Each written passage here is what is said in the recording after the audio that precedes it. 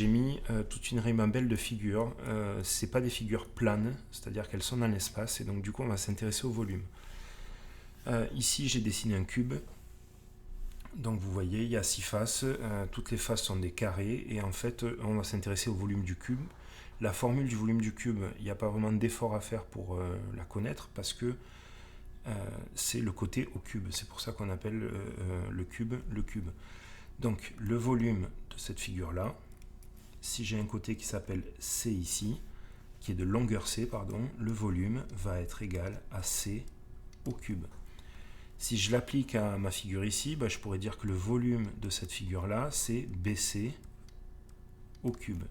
Si jamais BC vaut 3 cm, le volume de mon cube va être 3 au cube. Vous vous rappelez que 3 au cube, c'est 3 fois 3 fois 3.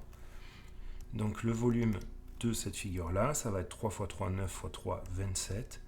Donc 27 cm3. Quand on calcule une aire, on fait des centimètres fois des centimètres, donc ça fait des centimètres carrés. Quand on calcule un volume, on fait des centimètres fois des centimètres fois des centimètres, ça fait donc des centimètres cubes. Normalement, il ne devrait pas y avoir trop de soucis là-dessus. Si jamais vous avez une question, je répète, n'hésitez pas à lever la main. Je passe au suivant. Alors le suivant, c'est le nom exact, c'est un parallélépipède rectangle. On peut appeler ça aussi un pavé droit. Pour que vous l'ayez bien dans votre œil, c'est une boîte d'allumettes. Vous voyez tous l'allure que ça a. Et donc en fait, on se rend compte que c'est à peu près le même schéma qu'un cube, sauf qu'au lieu d'avoir des carrés partout, on a des rectangles partout. Donc, si vous regardez un peu plus loin, vous voyez que cette face ici, là, celle-là, je ne sais pas si vous arrivez bien à le voir, c'est la même que celle qui est opposée ici. Donc on a des rectangles qui sont égaux 2 à 2. Et si on cherche à calculer le volume de cette figure-là, je vais mettre des petites annotations. On va avoir ici une dimension BC. Ici, on va avoir une autre dimension. Donc j'ai mis un L majuscule et ici un L minuscule pour longueur et largeur, mais ça n'a pas d'incidence si vous prenez la longueur pour la largeur et vice-versa. Et ce segment-là, GC, on va appeler ça la hauteur.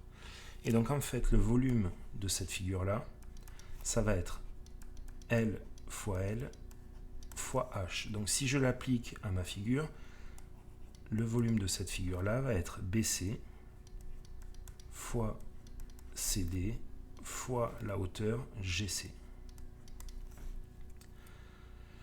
Pour qu'on fasse un petit calcul, je vais créer des mesures. Donc ici, on va dire que BC il vaut 5 cm, on va dire que DC il en vaut 3 et que la hauteur ici c'est 2.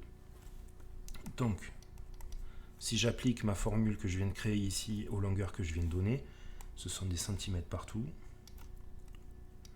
on va avoir 5 fois 3 fois 2, il n'y a pas vraiment de difficulté, 5 fois 3, 15 fois 2, 30. On n'oublie pas que l'unité c'est des centimètres fois des centimètres fois des centimètres, donc des centimètres cubes. Donc on est parti. Vous aurez un exercice sur Quick qui est en lien avec ce que je vais vous montrer là. Je ne vais pas faire grand chose aujourd'hui. J'ai mis toute une ribambelle de figures. C'est pas des figures planes, c'est-à-dire qu'elles sont dans l'espace, et donc du coup on va s'intéresser au volume. Ici j'ai dessiné un cube. Donc vous voyez, il y a 6 faces, toutes les faces sont des carrés, et en fait on va s'intéresser au volume du cube. La formule du volume du cube, il n'y a pas vraiment d'effort à faire pour la connaître, parce que c'est le côté au cube, c'est pour ça qu'on appelle le cube. Donc le volume de cette figure-là, si j'ai un côté qui s'appelle C ici, qui est de longueur C, pardon, le volume va être égal à C au cube.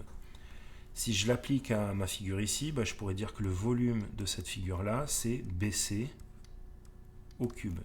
Si jamais BC vaut 3 cm, le volume de mon cube va être 3 au cube. Vous vous rappelez que 3 au cube, c'est 3 fois 3 fois 3.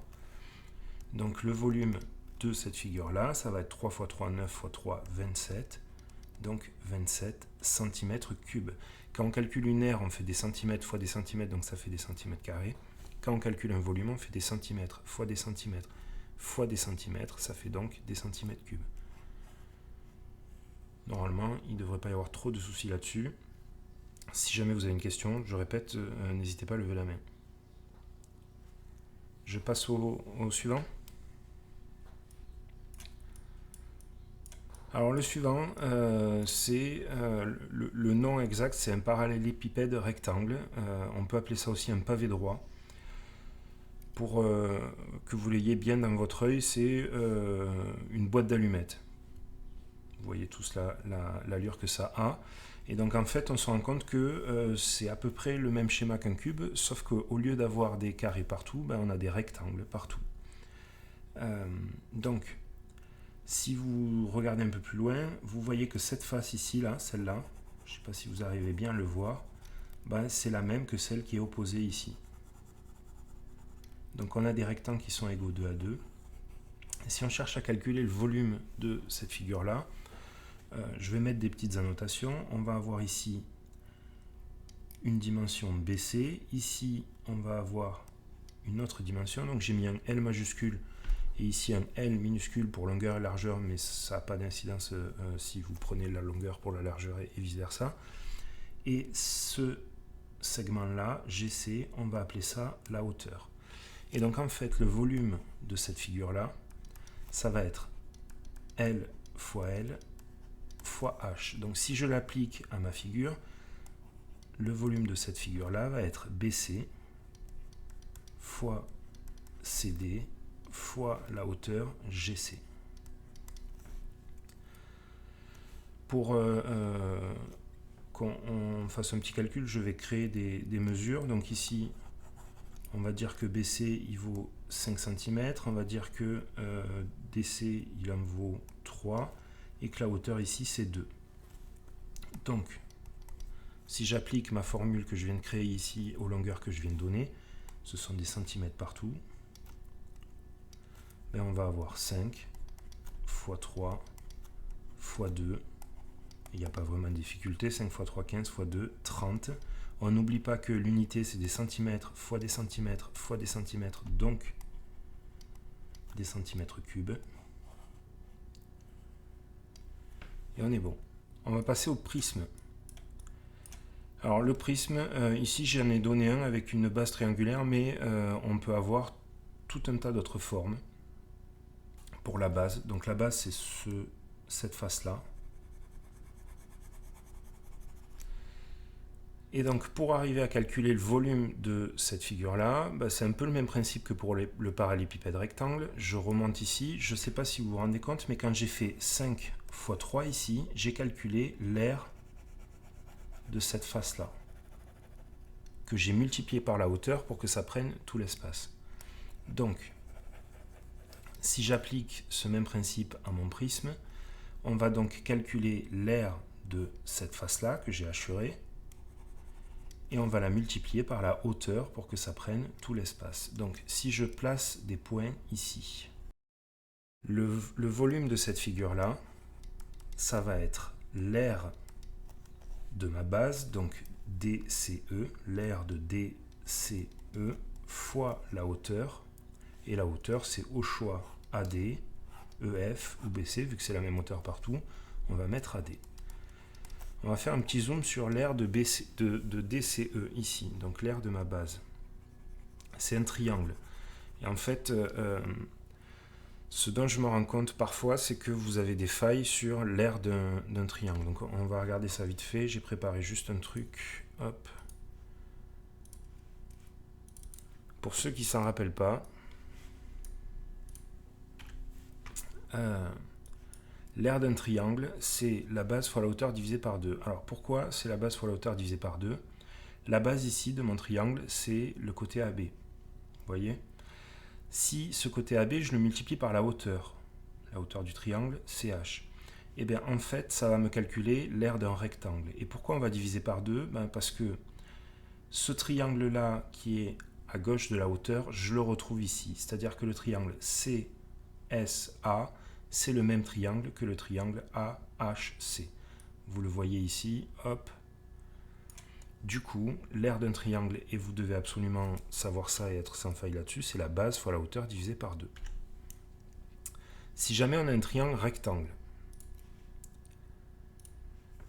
je vais en dessiner un ici. Si j'ai un triangle rectangle, eh bien, on pourrait considérer ce côté comme la base et ce côté comme la hauteur. Pourquoi on peut considérer ce côté comme la base et ce côté comme la hauteur? Parce qu'il y a un angle droit ici. Et vu que j'ai un angle droit, ce côté-là, c'est la hauteur. Donc finalement, par rapport à mon prisme que j'avais dessiné au départ, on a un angle droit sur cette face-là. Donc si je dois calculer l'aire de DCE, ça va donc être la base EC fois la hauteur DE divisé par 2. Donc EC fois DE divisé par 2 fois la hauteur AD qui n'a pas bougé ici. Donc toujours pareil, pour vous faire plaisir, je vais mettre des valeurs à ça une fois que j'ai créé ma formule. Donc on va dire que ça vaut, on va pas être très original, ça vaut 5, ça vaut 3, et ça vaut, on va mettre 2 ici. Et ça vaut 7. Donc mon calcul devient 5 fois 2 divisé par 2 fois la hauteur 7. 5 fois 2 divisé par 2, ça va faire 5. 5 fois 7, 35. On a donc des centimètres multipliés avec des centimètres multipliés avec des centimètres. Ça restera des centimètres cubes. On va passer au cylindre. Donc toujours pareil. Le cylindre, c'est toujours au programme de quatrième. Je fais rien de nouveau. Un cylindre, c'est un cercle qui est placé à la base. Et il y a une hauteur ici qui nous permet d'envisager le volume de cette figure-là. En fait, on va faire la même chose que pour le prisme. On va calculer l'aire de la base, qui est ici, et la multiplier par la hauteur qui est ici. Donc, ça va donc toujours être l'aire de la base, c'est la même chose que pour mon prisme, fois la hauteur. Ici, la base, c'est un disque, ou un cercle, et donc un cercle il est caractérisé par un rayon, que je vais appeler R. Du coup, l'aire de la base, ça va donc être pi fois R au carré, c'est la formule de l'aire d'un disque, fois la hauteur. Donc voilà la formule d'un cylindre. Je vois parfois beaucoup d'élèves qui apprennent par cœur cette formule, et dès qu'ils voient cylindre, ils vont piocher dans leur tête parce qu'ils l'ont appris par cœur, et ils vont chercher pi fois r au carré fois h. Vous êtes libre de faire ça, ça ne me gêne pas. Sachez que moi, c'est pas ce que je fais. Je ne retiens que ça. Parce que ce principe, il ne bouge pas pour le prisme et pour tout le reste. Et j'ai juste à savoir que vu que la base est un disque, l'aire d'un disque, c'est pi fois r au carré. Du coup, j'arrive à retrouver ça sans me polluer la mémoire avec la formule complète de l'aire d'un cylindre. Toujours pareil, je vais prendre un exemple concret. Si on vous donne le rayon qui vaut 6 cm et la hauteur ici qui vaut, je sais pas moi, 10 cm.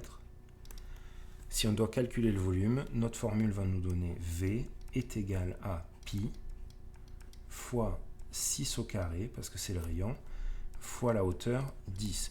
Il faut vous méfier, parfois on ne donne pas le rayon, mais on donne le diamètre. Donc il faut penser à prendre la moitié et le diviser par 2.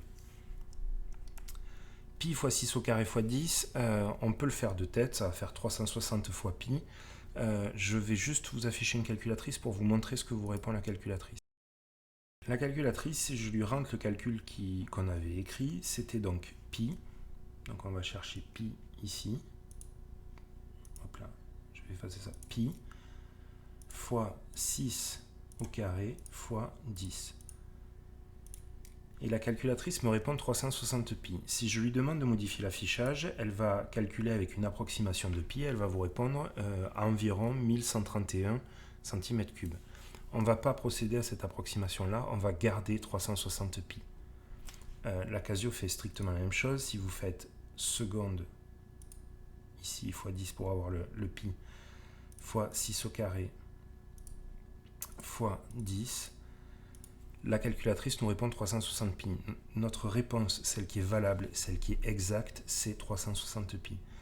Je sais que vous avez peut-être le réflexe de travailler avec les valeurs approchées. À partir de maintenant, chaque fois qu'on rencontrera pi, il faudra garder pi sous forme de lettres. Donc, par rapport à mon calcul précédent, je répète, ici, notre réponse, ça va être 360 pi centimètres cubes. Pourquoi des centimètres cubes? Parce que ici, on a des centimètres au carré fois des centimètres, ça fait bien des centimètres cubes. Notre réponse est là. Si jamais dans l'énoncé on vous demande une valeur approchée, alors là, à ce moment-là, on écrira que le volume est environ égal à 1131 cm3 avec un bon signe à peu près ici, mais vous verrez que la plupart du temps, c'est pas demandé. On vous demande la valeur exacte. À partir du moment où vous avez pi, je répète, vous gardez pi, sauf si on vous impose un arrondi. Normalement, vous voyez une espèce de cube là. Donc cette espèce de cube, en fait, il y a une animation GeoGebra, et c'est pour ça que c'est pas moi qui l'ai fait, je l'ai trouvé sur internet. Voilà, vous avez un cube qui ressemble exactement au cube que j'avais dessiné moi au tout début de l'exercice, et en fait, dans ce cube-là, on peut y rentrer exactement 3 pyramides. 3 pyramides qui seront basées sur chacune des faces du cube. Je peux rentrer cette pyramide rouge, vous voyez comment elle est dessinée. Donc sa base, ça va être le côté ABCD, la face ABCD, pardon, et sa hauteur, ça va être AE. Je peux afficher cette pyramide bleue. Sa base, ça va être le côté BCGF. Ça va être la face BCGF. Et sa hauteur, ça va être FE. Et enfin, il me reste une pyramide à rentrer sur cette partie-là. Je ne sais pas si vous la voyez bien. Ça va être cette pyramide verte là. Donc cette pyramide verte, sa base, c'est la face GCDH, et la hauteur, ça va être HE, pardon. Donc, pour faire simple et pas vous polluer l'esprit avec ce qui sert à rien, dans mon cube initial, je viens d'y rentrer exactement 3 pyramides, et elles rentrent parfaitement, et elles sont exactement imbriquées dans ce cube-là. Ça veut dire que, pourquoi ça nous intéresse cette chose-là? Ça veut dire que si je prends cette pyramide-là, celle de gauche, mon dessin va être vraiment pas joli, mais on va y aller quand même. Si je dessine un parallélépipède qui va partir là-dessus, là, comme ça, c'est vraiment très moche. Mais en fait, ce qu'il faut arriver à comprendre, c'est que on va pouvoir rentrer 3 pyramides en tout là-dedans. Et parce que je peux rentrer 3 pyramides en tout là-dedans, on va pouvoir s'appuyer sur notre formule du parallélépipède rectangle, c'est-à-dire 7R fois la hauteur, sauf que vu qu'on va pouvoir en rentrer 3, on va diviser tout ça par 3. Donc la formule de l'aire du volume de la pyramide, c'est la base fois la hauteur divisé par 3, parce qu'on peut en rentrer 3 dans cette grandeur-là, qui correspond à mon parallélépipède rectangle ou à mon cube. Donc je reprends, le volume de la pyramide, c'est la base fois la hauteur divisé par 3.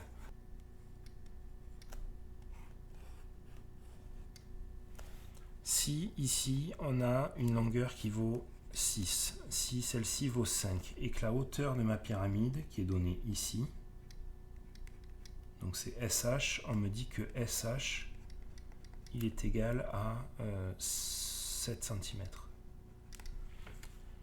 Ma formule ici, la base fois la hauteur divisée par 3, la base, ça va être ce rectangle-là qui fait 5 par 6, donc ça va être 5 fois 6. Le volume va être égal à 5 fois 6 fois la hauteur, 7 cm. Tout ça divisé par 3. Vous sortez votre calculatrice, ça vous fait plaisir et vous pouvez le calculer. Sinon, ça va faire 70.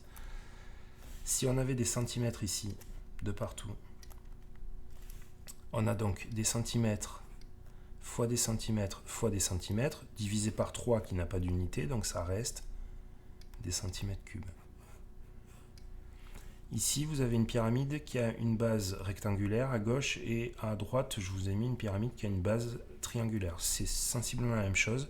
On va calculer l'aire de la base, le multiplier par la hauteur qui est fournie et ensuite diviser par 3, entre guillemets parce que c'est pointu. Toujours pareil pour votre œil, je vais vous montrer 2-3 blagues avec les pyramides. Donc là, on a une pyramide. On peut augmenter le nombre de faces quasi à l'infini et ça reste une pyramide. Donc ici vous avez une pyramide à base triangulaire. Ici vous avez une pyramide à base carrée ou rectangulaire et je peux augmenter le nombre de faces. Donc plus on aura un nombre de faces conséquent, plus le calcul de l'aire de la base sera compliqué. Mais ça répond aux mêmes exigences. Donc pour le patron d'une pyramide, normalement vous avez fait ça en 6e, si je ne me trompe pas, bah, ça correspond à ça, et si on le déplie, ça fait un patron de pyramide. Voilà. Vous remarquez que chacune des faces latérales est un triangle. Ok, bon, il n'y a pas plus de choses à dire là-dessus. Le volume d'une pyramide, c'est la base fois la hauteur divisé par 3. Là où ça va être intéressant, c'est que si on prend un cône, alors toujours pareil, j'avais préparé quelque chose pour le cône, on va en profiter. Hop. Ici, vous voyez, j'ai un triangle rectangle. Ce triangle rectangle, je ne sais pas si vous arrivez à le voir, parce que peut-être que c'est petit, mais au bout de ma souris, il y a le point S, ici le point O et le point A, qui est ici inscrit sur un cercle. C'est un triangle rectangle en haut, et en fait, ce qui va se passer, c'est que si je fais bouger le point A autour de ce cercle, ça me donne un cône. Vous arrivez à le voir? Je vous le refais. Hop. Vous voyez ce qui se passe? Donc en fait, on arrive à partir d'un triangle rectangle à créer une figure qui est pointue, un peu comme la pyramide, sauf que la base n'est pas un carré, un rectangle, un triangle, un pentagone ou ce que vous voulez, la base est un cercle. Mais la formule pour le calcul du volume va être la même. La formule pour le volume va être la base fois la hauteur divisé par 3. Pourquoi divisé par 3? Parce que si on prenait un cylindre qui avait la même hauteur et la même base, c'est excessivement moche, je me reprends.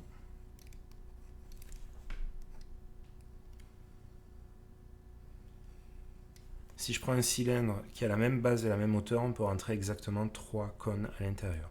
Donc ici, la formule c'est la même que la pyramide, sauf que la base est un cercle. Donc du coup, il me faut l'aire de ce cercle, donc pi fois r au carré, fois la hauteur, divisé par 3. Autrement dit, exactement la formule du cylindre, mais divisé par 3. Donc toujours pareil, je vais donner un exemple concret. Ici, on a le centre O. La hauteur, c'est SO. On va dire que SO vaut 10 cm. On va dire que le rayon ici, R, vaut 4 cm.